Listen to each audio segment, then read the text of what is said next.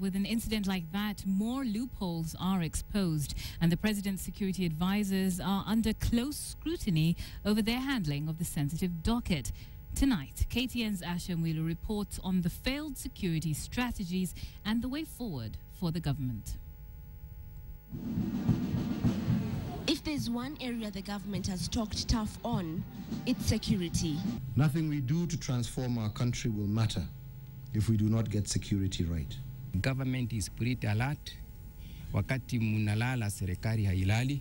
But even with a strong rhetoric, numerous attacks on Kenyan soil have left the country's weak spots exposed. It's very easy to be critical. Oh, he does. Security expert Conrad Thorpe, who has served with the British Royal Marines and the British Special Forces, says Kenyan agencies need to rethink their security strategies. Countries that have dealt with terrorism for an awfully long time, for a very long time, such as the United Kingdom, such as countries in the Middle East, like the Kingdom of Saudi Arabia, have created excellent structures for dealing with terrorism. And I think Kenya, we would need to adapt to that as well.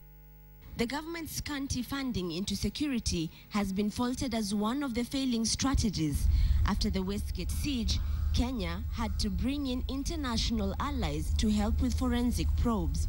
The state was also on the spot after it was reported that the anti-terror police unit was allocated barely $500,000 shillings for its operations between January and March. It's been 15 years since we invested anywhere near the kind of funds or the quantum of funds that we require to effectively confront our security challenges. You cannot make this country overnight into something, for example, that the US is, or indeed something in Western Europe is. We don't have the resources to hand yet to create all of those securities. These things will come in time. But right now, what we should try to do is, with the meager resources we do have, is focus those resources into areas where they perhaps are needed more than anything. The latest series of attacks have also left the president's security advisors under the spotlight. President Uhuru Kenyatta has at least 6 people advising him on matters security. Michael Gishangi heads the intelligence unit. Julius Karangi is the chief of defense forces. David Kimayo is in charge of the police service. Ndegwa Muhoro heads the criminal investigative department. Joseph Olelenku sits in cabinet under the internal security docket, while Francis Kimemia chairs the National Security Advisory Council.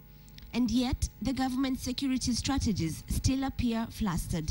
It takes a team to bring it together.